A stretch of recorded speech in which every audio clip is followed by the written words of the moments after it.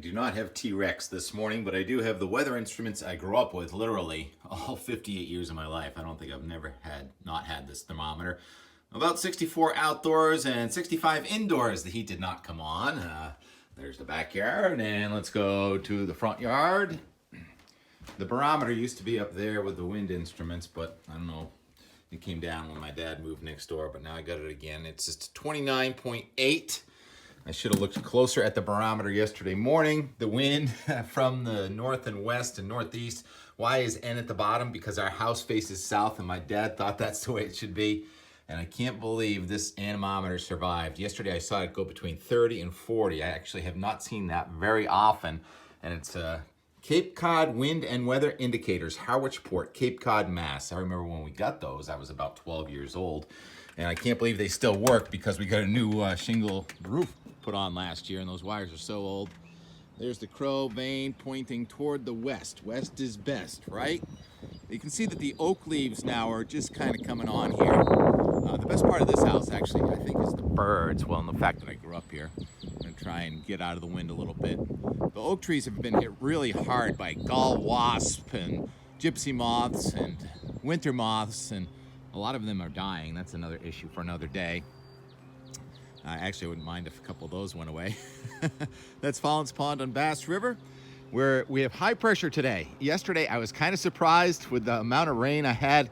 I got more rain yesterday in the middle of the day than I had the night before. I should have looked closer at the barometer and the fact that there was another cold front coming around that strong low that went by on Sunday night. So it actually rained all the way to Cape Cod, just a sprinkle down there, but here. But it was legit hour of off and on intermittent rain yesterday in the Boston area. How about those Red Sox? Yuck. Celtics didn't do too good either. So I also have a worm farm on this property. That's what I do. It's underneath there. My brother doesn't really like saving the leaves, but I do. But there are a good amount of worms in there. This used to be my dad's garden, and now I call it the community garden. I bring my plants, those ones that you saw in Weymouth that I didn't know what to do with, the daylilies and stuff, here, and leftovers. And this is all garlic. You can actually use this in the salad. And there's a peony, and there's a tiny blueberry, which I've been struggling with, and the world's tallest asparagus. You should have seen the ones I picked yesterday. If the asparagus snaps, it's good enough to eat. Anyhow, the forecast remains pretty unchanged. Tomorrow, there's a warm front coming through, and it'll probably rain a little bit now. The NAM yesterday had a 0.3 for Boston, and it reduced it to a 0.05. But LaGuardia, NAM, has an inch, so something's going to happen. It looks like there's going to be two strips of rain, one coming across the south coast, another across the northern New England. Friday looks like a beautiful day. High pressure. Tomorrow's cool and damp. Friday should be a beautiful day with a weak high pressure coming in and temperature in the 70s and a dew point in the 50s. And then Saturday, it's not that easy. In northern New England, it's actually going to be a cold front coming down with showers and thunderstorms in the mountains. And not a lot of wind in southern New England, but I'm thinking we can shake any fog that might develop, and Saturday should be a pretty nice day and probably pushing 90, if not in the 90s in southern New England.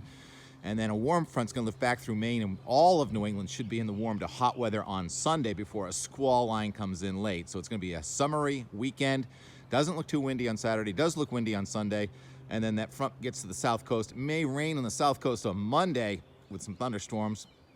Still looking at a potential snowfall in Denver for Friday and Saturday, where it's today and tomorrow we're in the 80s, maybe close to 90 tomorrow in Denver, and it could be snowing by Friday night. That's fascinating. What else is going on? There's so much to talk about. I'm going to do some yard work today. Okay, I'll leave you with the sounds of the birds at sunset yesterday.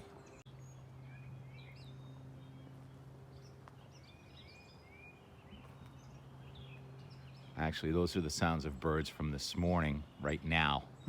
That's Mom's house. So great here with all the different birds. We even have bald eagles. I just forgot to mention that the GFS did give up on that hurricane next week in the Gulf of Mexico, which the Euro was never buying anyway. Now the GFS gives us a hurricane in the Gulf of Mexico the first week of June. And that's how the GFS rolls. We're just going to have to get used to that. But both the GFS and the Euro do try and bring some moisture up from that direction into New England next Thursday. So it's a Thursday thing with the rain now. Okay, see ya.